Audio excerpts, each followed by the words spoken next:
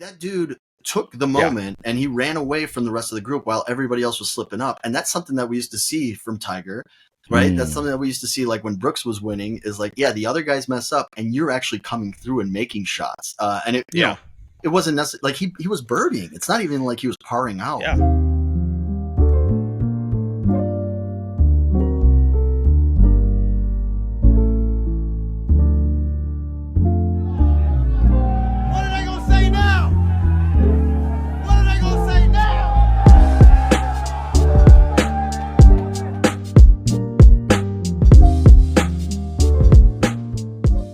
All right, welcome to another episode of What Are They Going to Say Now? And for our long-time, short-time listeners, we are still a podcast.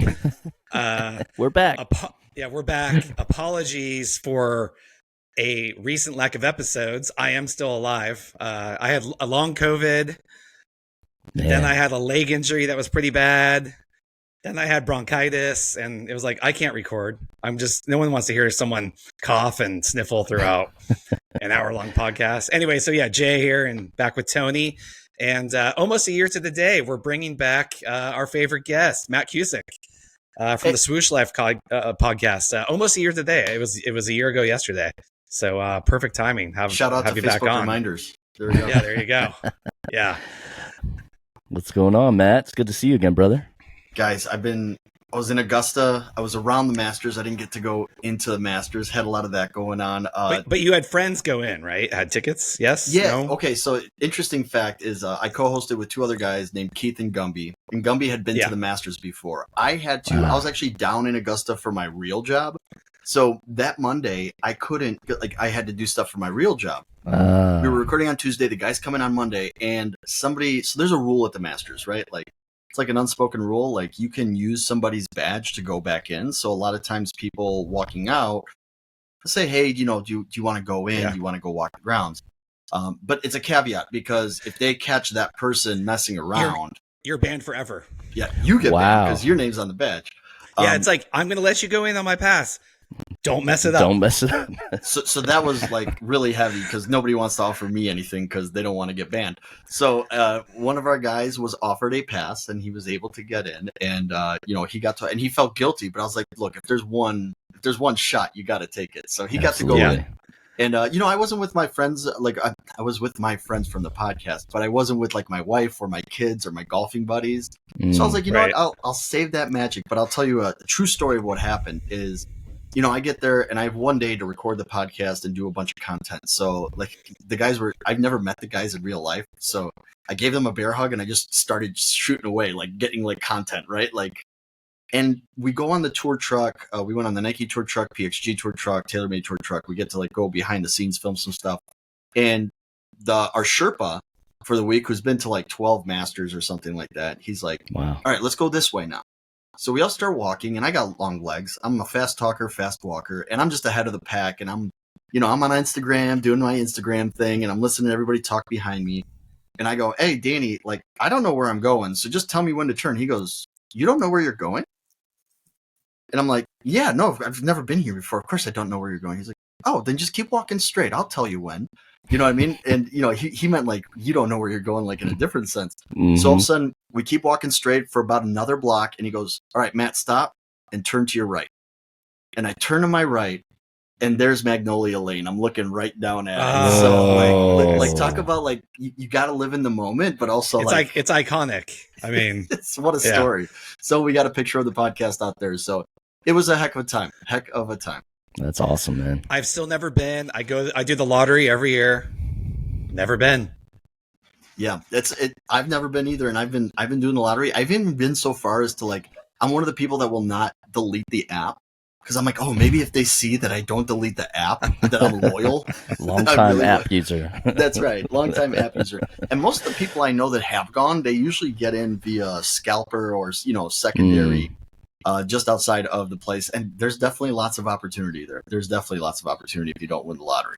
So if you can make it all the way down there, there's a chance you could get in somehow. You might pay a little bit, but... Yeah, you're going to pay a little bit extra, but it is a heck of a leap of faith to like for you guys, like to jump on Travel a plane, there. or even like for me, like jump in a car 13 hours and hope. Yeah. And I will say, like, you are spending 4 digits for a practice round ticket. So I would also say, I mean, not pimento cheese sandwich prices. Yeah. Well, and it's also the lodging there's crazy. Like everybody who lives there gets out of town, Airbnbs their house for the week. And it's like an insane little submarket. There's actually I don't know, Matt, are you aware of this? There's actually there's something called the Augusta rule in the tax code. What's that? So many, they don't have the lodging to handle that, around Augusta. They don't have enough lodging. So locals get out of town for the week. They put their houses up for short-term rentals. And this is back in like the late 70s. And they put a specific rule in the tax code where they didn't have to pay income tax if they just rented it out for the week specific to that location. Wow. It's like in the tax code. Yeah, it's the Augusta rule. So that makes sense why everybody, like a lot of the brands, they have house parties. Like the activation is like, hey, come over, like Tony, we got a mutual friend, Trey from Blue Run. He had a house. Like everybody's got a house and a place. I saw him out there. Yeah. Yeah, he was out there. That's we awesome. didn't get a chance to connect because I think the other thing that people don't realize, or they know about the phone rule, but the problem is, like, I'm on Instagram and like we were announcing that we were going down there, but it's like you don't have any firm plans with anybody. And then like the day of, I'm like, okay, cool. Like, okay, I'm free tonight. Who wants to party? But then like most of the people are inside with their phones right. off. So you have to wait till afterwards. And then I hear it's actually pretty cool once you're inside the grounds, no phone, and you're like not distracted. And maybe for the first half hour, you constantly reach into your pocket as a reflex. And then you're like, oh yeah, no phone. But I've heard most people say they like it. You just need, if you're with a group of friends, we got separated meeting spot or two or something like that. Like the old days, right? Yeah. I mean, it used to be a concert. That's what we You'd have to have do, a meeting spot, or That's it. Yeah, if we get separated, I'll see you by gate 23. Yeah, exactly. Yeah, you got to have that, but it takes you back and it makes you live in the moment. And I think that's why for a lot of like famous people too, because you catch like afterwards, people are like, oh, like Josh Allen was at the Masters a couple of years back, and like you don't know until they were actually there, and then they post a picture. And I think at least for like the celebrities, it's kind of cool because they can like be themselves. They don't have to take selfies with a bunch of people either. Yeah, right. Exactly. It doesn't slow. There's no selfie. It's yeah. That is cool. It definitely takes you back in time. It's a fantastic. It's a magic place. And I think the other cool thing, and I'll just say this, is the fact that it's not like corporate hotels all over the place, and that they do that house thing. It makes it feel like a small town come alive, and it's not like corporatized. As big as the Masters is, like around Augusta, it still feels like you're going to like a vacation town or something like that. So it feels special in a sense, like my Midwest roots. That kind of speaks to me of like, oh, I'm going up to Wisconsin Dells, and like, the locals own their houses, but they'll rent it out and stuff like that. That's awesome. Yeah, I mean, the Augusta National has always been elitist and whatever, but it's never been corporate. I mean, honestly, one of the all-time flex, and I don't want to go political here with this, but remember back before they had a female member, there was groups that were going to protest all of their sponsors, and they said, "Fine, we won't have any sponsors. We don't care." And you have to admire that's a crazy flex. They're like, "We don't care, then fine, no sponsors." Wow. I think somebody did the math, and I think they lose like $90 million a year in like additional sponsorships. Like if they wanted to sell like additional ad space around Augusta or like during the tournament and stuff like that, and they've just I think it's cool, and it's like the last. I say this with a grain of salt because, again, to your point about the history of Augusta, right? Like, the no woman rule, right? The no minority rule for a while. Like, they've tried to adjust with the times, and they're getting there, right? Like, they sponsor more. I think they've sponsored the college team down the street, and they do all kinds of stuff. Condi Rice joined in 2012. I think she was the first female now, member. Right? Yeah, like that kind of stuff. So when I say it's like the last bastion of old school American glory. Like, I know old school American glory doesn't mean the same thing to everyone, but I know. Yeah. But I know what you're saying. But what I'm trying to say is like, okay, like now they are welcoming everybody. Everybody can go and chill without a cell phone. The food prices are super affordable, and they haven't sold every inch of the place to corporations. And to me, that means something, right? Like, so I don't know. Like, I don't know. You don't see logos anywhere. Right. Yeah. Yeah. I mean, that course is more of an amusement park in a way. It's wild. There are tens of miles of underground tunnels underneath that course. There are, because they keep all of the well, that's for the Illuminati, though, right? Yeah, no, but they keep the infrastructure out of sight. You don't see a bunch of like carts driving around and stuff because you use the tunnels and they pop up and for delivering stuff and whatever. They keep it just tidy. It's pretty amazing. Yeah. So I'm still trying to find the right words to describe it. So if anybody has anything like a better way to describe it, it's like it has a nice old style charm. We're gonna overlook some of the history. Right. Exactly. There you go. Yeah. So what else has been going on? I heard your Warriors are done for a little bit, or do you guys want to stay on the golf trip? Yeah. Let's go on the golf thing first. Oh, we're talking about the Masters. Scottie Scheffler is more dominant right now. Not more dominant. He's the most dominant I've seen since, I want to say, when Rory came onto the scene, but I actually kind of want to say this is the most dominant ball striking, and this is going back to last year too, I've seen since Tiger. His putter was horrible last year, and he still won several events. He should have won if you look at his ball striking. Yeah. And I mean, he had the top 6 all-time lowest scoring averages of all time are Tiger. Number 7 is Scottie last year. Yep. He's playing better this year. He shot under par every round this year, which is insane. And now that he has the putter working, he's played he's won 3 of the last 4 events, including the Masters. The one where he came in second, he missed the putt to go to the playoff on 18 by burning the edge of the hole. Yeah. And he's a hero to club. He's on the verge. Yeah. He's on the verge. Yeah. I'm sorry. He's on the verge of really. Yeah. He's on the verge, though, of being. I mean, if he keeps this up, it'll be interesting because he's about to have a kid. That can kind of throw you off for sure. But it's going to be fun to watch what happens. We haven't had like a true dominating the tour guy since. I mean, Koepka won some majors, but then he wasn't winning other events. Scottie's just winning everything. Yeah, that's why I hem and haw when you say like, oh, the greatest ball striking since. It's interesting because like Tiger under Hank Haney, I think I said it last year when I was on here. Under Hank Haney, he was like the greatest iron player of all time. Like you look at the stats, you're like, geez. Not only was he an amazing putter, and we could argue under Hank Haney he wasn't a great driver of the ball because he was hitting everything with the 3-wood. It's just he hit the 3-wood so far that the stats look decent. Right. But then you're like, man, but Brooks Koepka rattled off like 4 majors in 2 years. The back-to-back PGAs. Like, that's kind of legit. Like, that's a pretty good run. But to your point, he's not winning PGA Tours. And I was going to say that Scottie's kind of a hero to the club junkies because, his putting got bad and he switched putters and now all of a sudden he can putt again. So maybe it is the equipment sometimes, guys. Scottie's interesting because he gave in and went to the mallet. I went to the mallet and helped my game immensely. So you're saying I should stick with this mallet? I did an experiment on Monday. I had a mallet like from way back when sitting, and I was like, oh man. But then I can't use my little shoe head covers because those always fit on my blade putters. But yeah, what Scottie's doing it's pretty impressive.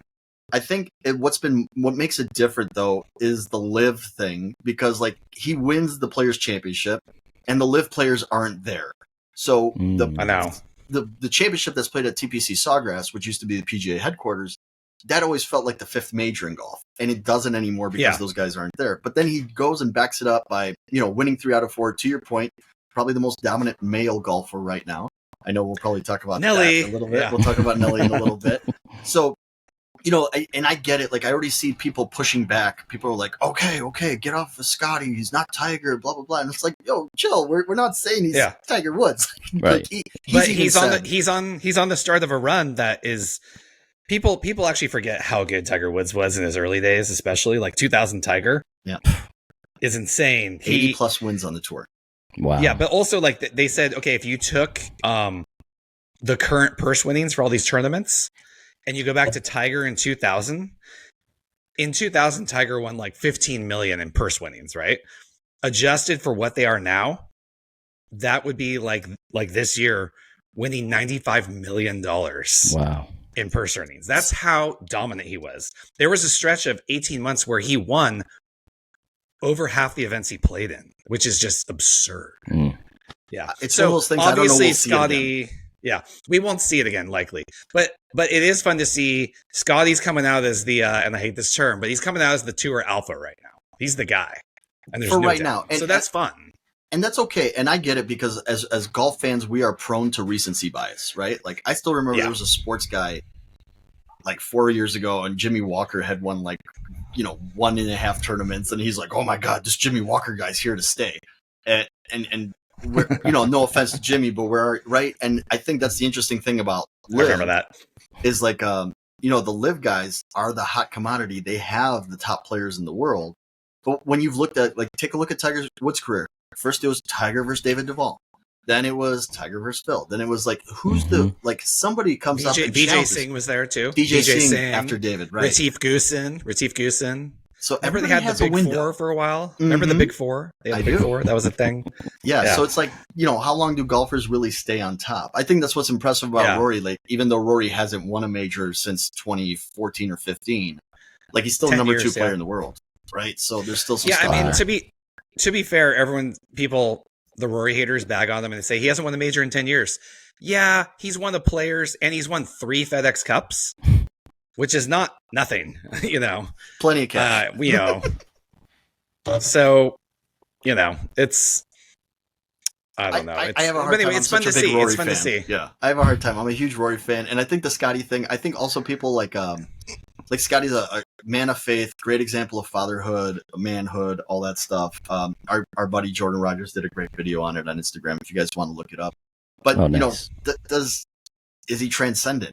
And I don't know, like, I don't know that he transcends the way Rory does or that Brooks does, right? Just to take like 2 off the top of my head.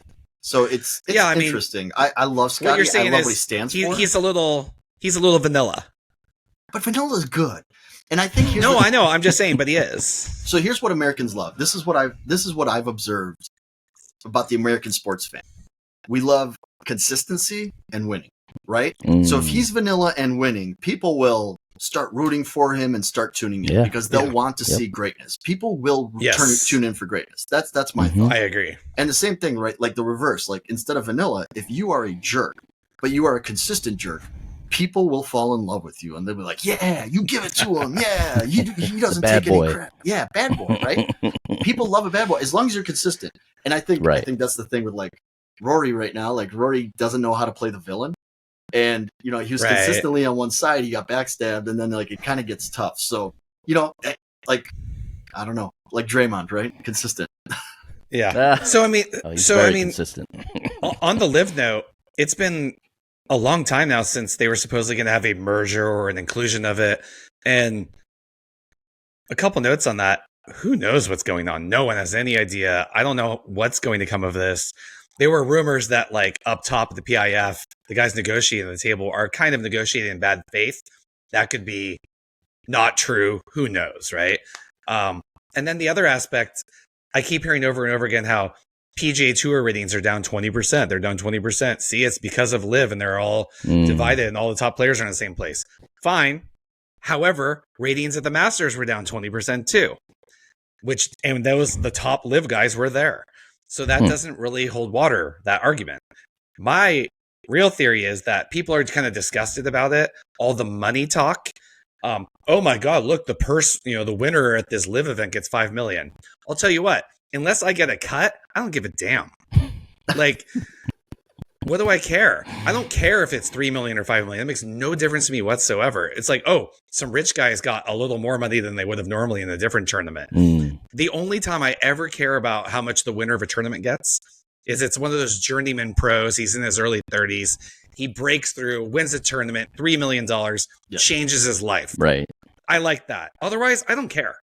It's like winning the money. It's like winning the lottery. And, the interesting thing, if you go back into the Masters, so last year's Masters was like the first time that the LIV guys were facing off. So everybody was like this WWE versus NWO feeling of like, oh, what's going to happen?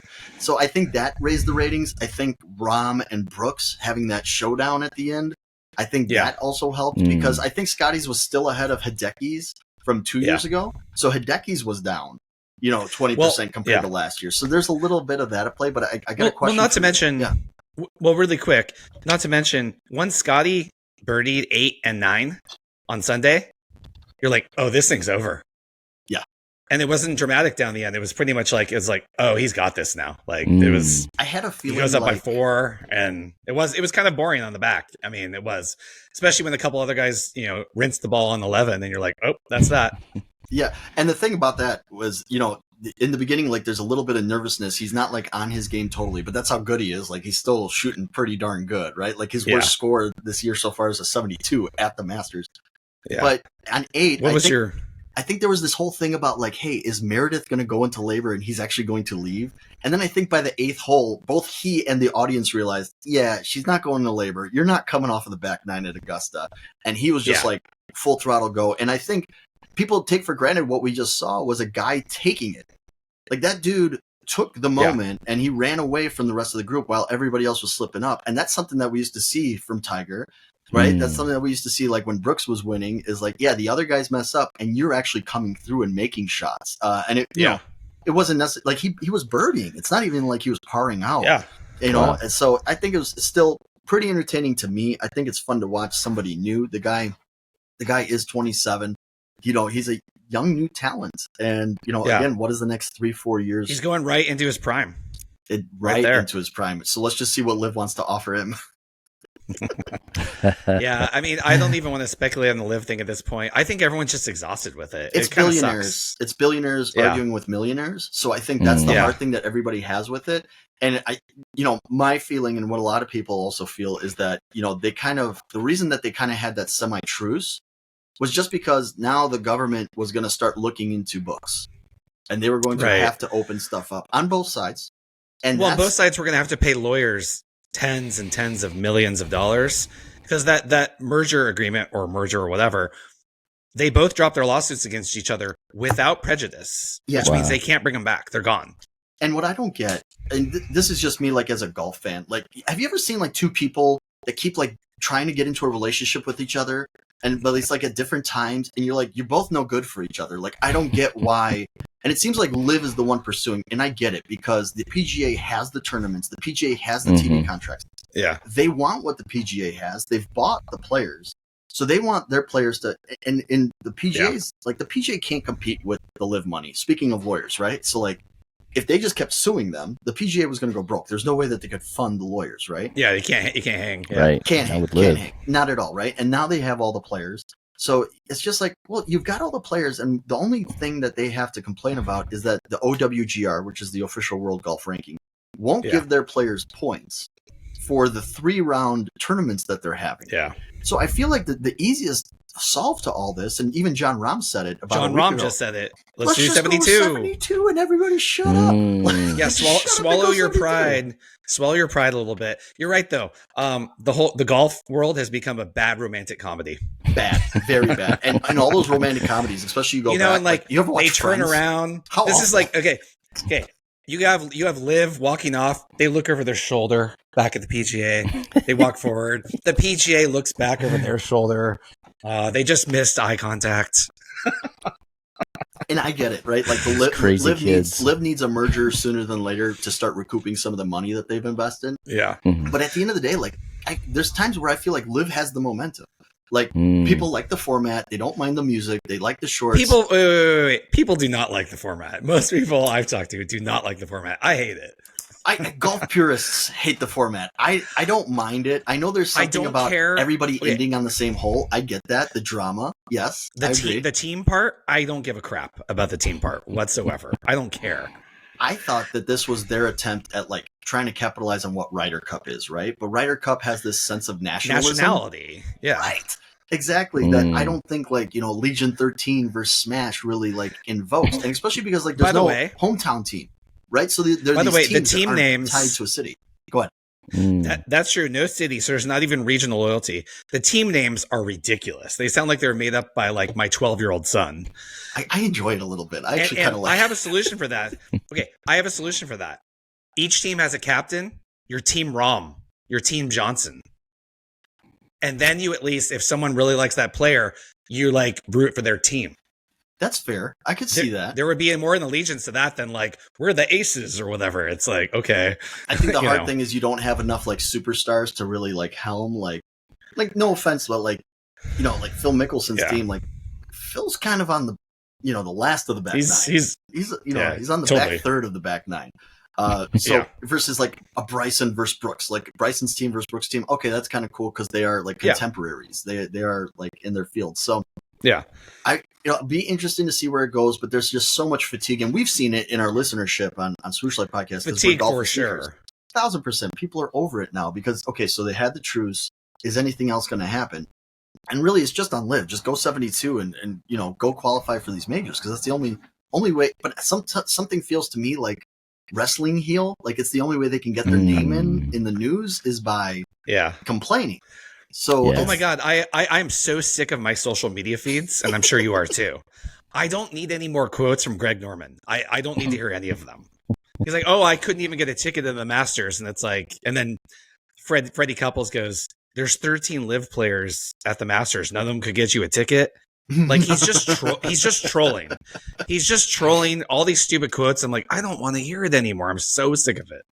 Yeah, and that's the interesting thing. I wonder how much of this drama is because just how many PGA Tour players don't like Greg.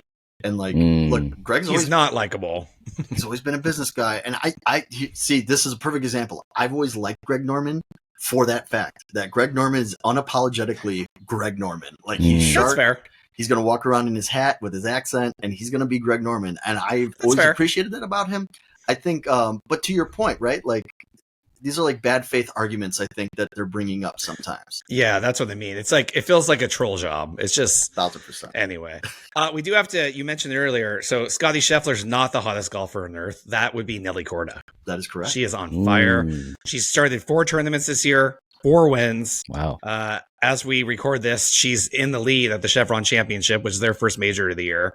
I went to the PGA show because my, golf brand. I see that. Shout out to Swirl. There you go. In January. And then I bailed a little early and I went down to Bradenton, Florida, where the LPGA was playing. Nice. That was their first big event of the year for them.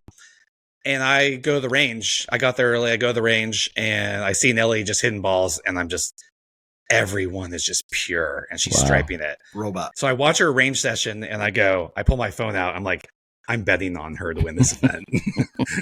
Pay it off. She won it. Her swing is just so perfect. And, she was starting to build a lot of momentum. Then she had like a blood clot issue that sidelined her last year.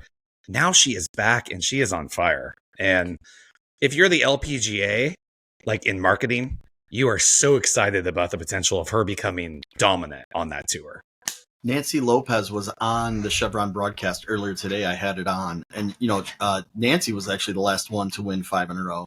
And they were talking to her about it, and they were like, are you rooting for Nelly? Are you against it? How do you feel about it? And she's like, I want to root for an American, like an American golfer winning. Like she goes, I went to Korea one time, and it was Saeri Pak's tournament, and they were very nice and very cordial, but they're rooting for their country person, right? Their countrywoman. Yeah. So same thing. Like Nancy's like, if Nelly wins, I think it's good for golf. I think it's good for American fandom. I mean, totally. look at women's sports right now. Like women's sports trajectory is going up. Caitlin Clark, etc. Angel Reese coming to Chicago Sky. Like, and by the way, I know you're excited. I don't know if anybody noticed. Women's basketball looks a lot like late 90s men's NBA.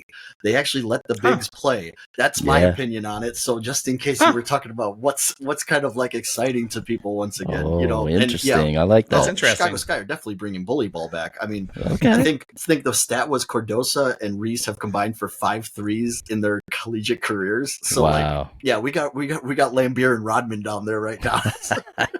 So we definitely on that note, sorry, go ahead. No, that was it. Yep. Well, I was going to say on that note, the NBA has always subsidized the WNBA. They started the league. And I really like what they're doing. I really like the Sabrina versus Steph 3-point contest at the All-Star break.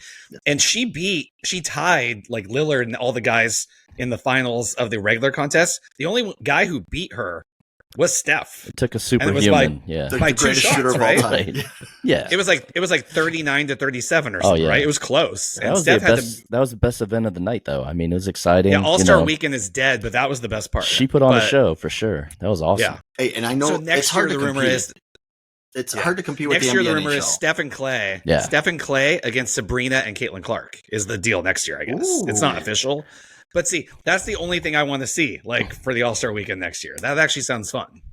People lament the All-Star Weekend. I still like All-Star Weekend. I think you just got to go in with low expectations. Like, I don't think what people are expecting. Like, I don't know what you want out of the dunk contest. Like, you want Jonathan Kilgore, like, type stuff. Like, I think that's the guy's name from France who can, like, do all these crazy... It used to just be more fun. Yeah. It was just more fun, though. Yeah, it could be you had MJ and Dominique, like, well, because you had stars with so good. You had stars that didn't mind their egos and were willing to compete against each other, and that's it. There you go. Like when people are like, "Oh, well, we're seeing dunks that we see on YouTube all the time." Well, yeah, we're seeing dunks we see on YouTube all the time, and the person on YouTube's a no-name, and the person is Mac McClung, who's not even technically on an NBA roster, right? Former Warrior. Yeah. Former Chicago Bull, former. That's what I think he was on Orlando, right? Yeah. Right. I mean, But it just hasn't been the last NBA dunk contest I remember is like Dwight Howard's Superman cape jumping over the Kia. That's the last one I actually really come remember. on now. Aaron Gordon Blake Griffin. Aaron Gordon. Okay, Aaron Gordon's was good. Aaron Gordon was good. Aaron Gordon and Levine, that was... Okay, that was good. That's a good point. That's the best one in a long time, Yeah. But I mean, it used to be different every year. Spud Webb. The Spud Webb one. Yeah. That was amazing because he was 5'7". Right. 5'7", right? Yeah. Or white boy Brent Berry from the free throw line. That was a little weak. That was a little with the warm-up jacket. I don't know about that one. That's Mac McClung actually could jump. Like, I don't know. Brent's just long. Brent was like 6'5", 6'6". He's just like lanky. It was still good though. It was still good. Wasn't he the first white guy to ever win it though? I think so. And it always takes like 3 or 4 years, and that's like the Mac McClung thing. Like, that's the novelty of Mac McClung. Right, like, oh, okay, like here's the 6'1", 6'2" white guy, and he could do and he does some impressive stuff, but he's not an NBA player. Like, I don't care what. Yeah. He's a G League player. He could go win the G League one, and that's the thing is like we don't care that LeBron can't do what Matt McClung can do. We don't care, but if he just comes and does something, it's LeBron doing it, and it's not like the 8th guy on the bench that might not be in the league in a year or two, right? So like, even like when was it Gerald Green won a couple? Like he blew out the cupcake. Yeah. Like that didn't even score. Like that's when I knew people were just like on social media critical to be critical. The dude who did a windmill and blew out a cupcake on the top of the rim. Like anybody who's actually had to try and jump once in their life realizes like that is insane. It's insane, right? Absolutely insane. So when it comes to All-Star Weekend and all that stuff, but. Yeah, I like Nelly. I like her chances. I think it's unreal, the fact that she lost a year and now she's back and she's like right back on top. She's right back on form. But yeah, again, women's sports, I don't know if the WNBA... I mean, how big is that for the LPGA? It's like, blonde, tall, leggy, super nice, mid-20s. Like, that's their dream right there from a marketing standpoint. That's who they wanted Lexi Thompson to be. I'll tell you a funny story. And Lexi's been in the mix. It's just not that Lexi hasn't had success. She was she's had putter problems. She's had putter problems. Yeah. I think it was in San Francisco. It was by you guys. Was that the one she put it in the sand, she was tied for the lead with like 4 holes to go. She puts it in the sand. And after that, like she sculls the chip, or she was just short of the bunker. She sculls a chip, and then her putting just goes haywire. She's another one. She could have had like 3 or 4 majors if she had figured out. Yeah, that was at Harding Park. Yeah, at Harding Park. That's it. So for true story, so they had I think it was the PGA came down, KPMG came down here in Illinois 2 years in a row. So one year it was at Kemper Lakes, and then it came down to Olympia. And Nelly was like 14 at the time, I want to say. And I grew up a tennis fan, so I grew up watching their dad play tennis. So I was just like, the Korda and her brother's a pro tennis player too. Right. Wow. So I'm like, this is cool. You know what I mean? Like, and I remember she was coming off the course, and my buddy's like, there's Nelly Korda, but she's like 14 at the time. And I was just like, all right, it's gonna be creepy if I ask for like an autograph or a photo. Like, I'm just gonna I'm just not even gonna do it.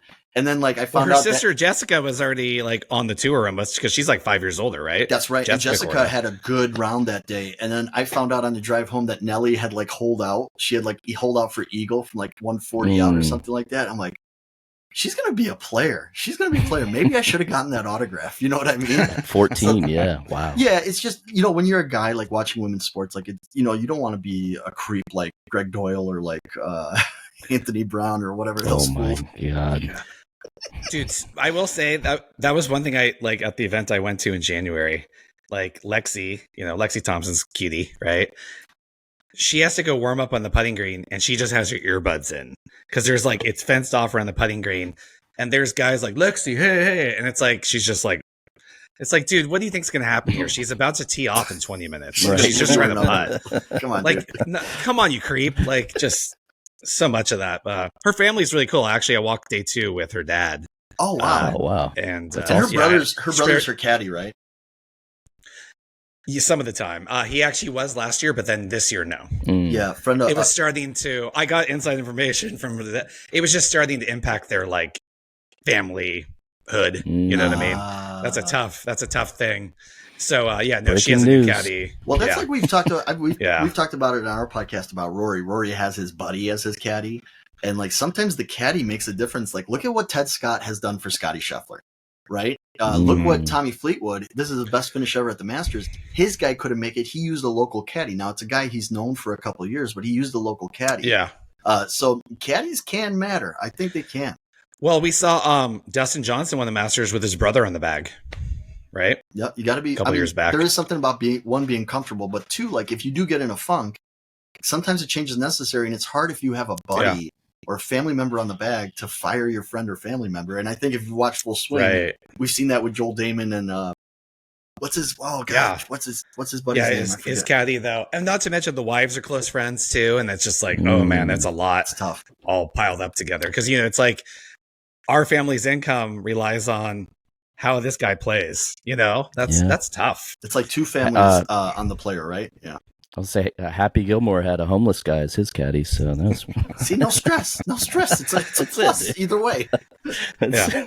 And then a young Will Zalatoris later on. Right. You guys happy about Gilmore 2 being planned? I don't know what that's going to be, man. I think it's just going to probably be bad and disappointing, and we're going to pretend it didn't happen. But you never know. I don't know. Could be fun. We'll see. I'll give it a shot. Chris McDonald's going to be involved, right? The original villain from Shooter. Yeah. I hope so. Oh wait, he's the guy who leaked it. He's the guy who was like tucked into. So that makes me interested. That would be yeah. So, I love it. I don't know. You never know. Could be good.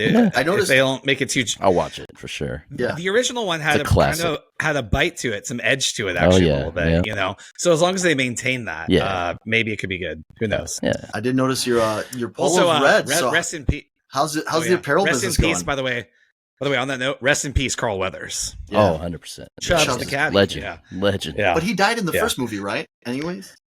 He did. Yeah, but he died in real life. But yes, Okay, so no shame that he's not in the second one. Then. Right. That's true. His character did pass. One thing we skipped over, and you just mentioned my polo for my Swirlo company here. Yes, sir. This podcast is brought to you by Swirlo Golf, swirlo.com. Get your gear. This red polo, actually the red baseline behind the little alligators is actually the exact color palette from Tiger's original Nike Sunday red color. I use this as a segue because I know Matt wants to talk about this. Tiger is no longer with Nike. I wanted to talk about it. Well, I know. Well, yeah. Well, no, I know. I knew you'd want to. I know. It's a hot topic. Tiger launches Sunday Red, no longer in Nike, and I think we exchanged some messages over Instagram or something about our thoughts on that logo. And I said, I forget, was this to you? I said it looks like Arc'teryx, which is like an outdoor brand, meets Puma. Yes, because it's like the skeleton. It's like the skeleton outline, and then kind of the cat, the tiger, looks like a Puma thing. At first I was like, but I think it's all right. I think it looked nice on his Masters fits. We had two. What'd you think? We had 2 guests from our podcast, Jordan Rogers and Jacques Slade Cousteau.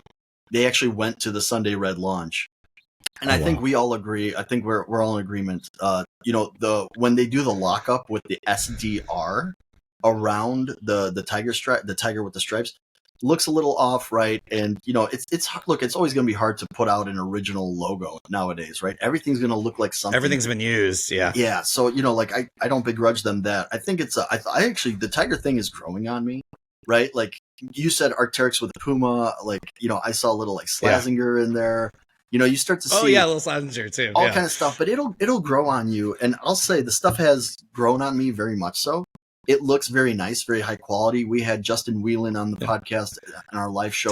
Tiger looked sharp at the Masters. He looked good. Looked pretty good. I kind of wish on the sweater, instead of the little tiger in the middle, he just went with a giant tiger logo across the chest. Like just own it, But then maybe Augusta National would ask you to take it off like they did with... Like Jason Day wearing Malbon Golf, the giant sweater with the Malbon. What the harm is. Like, I don't get why they asked him to take it off, because when you take a look at 1989 Masters, I want to say, they had a picture of I don't know if it was Corey Pavin or who it was, had like an NCAA Final Four gift shop sweater on, like the giant graphic on it. So I don't see what the harm is. I think the difference is that he wasn't promoting like a brand. It wasn't like a complete, I don't know. I mean, it was a weird look. I'm not a big fan of Malbon's style, but I respect the game they're playing. They're bringing the attention big time. They're bringing back the big 90s style, I don't think they're pleated just yet, but the baggier, more fabric is their call out. Yeah. Stephen Malbon's parachute pants. Yeah. Parachute pants on Jason Day. That first day in the wind was really gusty at the Masters, and it's like, man, I thought he was going to fly off the green. Look, I don't mind it, because I'll say this, like, I think there's room in golf for like all different styles, right? Like, and I think that's and there used to be more of that. There used to be more of that. Like Payne Stewart had his look, Chichi Rodriguez kind of had his own style. Like, there was more style to it. Yeah, somebody said more variety. Somebody told us, they're like, oh man, all the guys that finally got joggers for their 40th birthday are so mad that they're out of style now. And it's like, it's just another look, and that's what golf has always been. Can I actually say, I wasn't a fan of the parachute pants, the overly baggy pants, but I would wear those over the joggers that like cinch down by the ankle. I hate that look. I'll take the big parachute pants over that look. I don't know. Not a fan. I got enough pants from 10 years ago that fit that look. So that's why, like, I'm all for it. Like, I got, unfortunately the waist doesn't work anymore for me, but the length in the leg, I was like, oh man, we're back. Like, we're not quite boot cut yet. We're not back to Jinkos. Like, we're not back to the baggy jeans or anything. I know. I have to go to my parents' house and dig out my like late 90s khakis. There you go. Oh man. Yeah, no, I look, there's a little bit for everybody, and I just think it's strange. Like, the strange thing to me is just that people feel so like passionate about it that they want to call it out, where I'm like, oh, okay, like I could rock some of that. I probably wouldn't rock that. I wouldn't have done that with that, but I like that. Like, I think there's pieces that I do like about it. Stephen Malbon's done, they've really done a good job. They did collabs with Nike starting around 2016, 2017. And they've done a good job of connecting, like, not just like streetwear fashion or that lifestyle, that skateboarder lifestyle with golf, but also bringing like celebrity into it. Like, there's a lot. I mean, he's a brilliant marketer. Like, they collab like crazy. I'm often, as someone who's now in this industry, I'm in awe a little bit. Like, how is he doing this? Well, and think about this, right? Like, and this is where he's amazing to me, is that he started as a collaborator. So he collaborates with Nike, Oakley, Adidas. He does all these collabs with everybody. And then he's done it enough and well enough that he now has his own brand, and he can actually sponsor a men's tour player, right? Like, this is Jason Day. Like, Jason Day is a major winner, former right? Actually, number one. Yeah. Yeah. Wow. So, cool. He's gotten a big time player. He's got Charlie Hull on the ladies' side. He got Jesper Parnevik for the Champions Tour. So, dude, he's onto something. And, like, whether the looks for you or not, I find it strange when people get like so angry about, like, oh no, they're too baggy. Like, it's like, the look is not for me, but I respect it. Yeah, and I like that someone's trying something different. As a dad whose body is expanding, I don't mind expanding my my wardrobe. Me too. Me too. Right on. Yeah. Well, like, loose. It's not just there. Like, looser pants and looser jeans are coming back too, just in general. So I think he's onto something. Maybe trim it down a little bit on the golf pants, because it just doesn't look quite as functional. But I think in 5 years, I'm glad someone's mixing it up. Yeah, I think in 5 years we'll be back to like the boot cut. Like, remember like Rory in 2014-15, like ultra athletic Rory. Well, we might be back to that era. Yeah. So speaking of eras closing. Okay. Oh. I gotta Do hear we this. have to? I gotta hear this postmortem. Before we go with this, we kind of went pretty long on just the golf stuff. Yep. Tony's half asleep. What I think should do is but what I think we should do is actually break this up into 2 episodes. Ooh. Oh, okay. So I'm gonna wrap this one up, and then we're gonna go move into the next episode. So the people who don't give a crap about golf and you want to hear about the NBA and the playoffs, I like that idea. That's we'll good. have the next episode, and we'll just break them up into 2 parts. I love it. Sounds good. Okay. Yes, All sir. right. So thank you everyone for listening. And if you want to hear about the NBA playoffs and all that good stuff, we're going to continue here with Matt and jump into that. So we'll be back shortly. You can just roll in the next episode. Peace.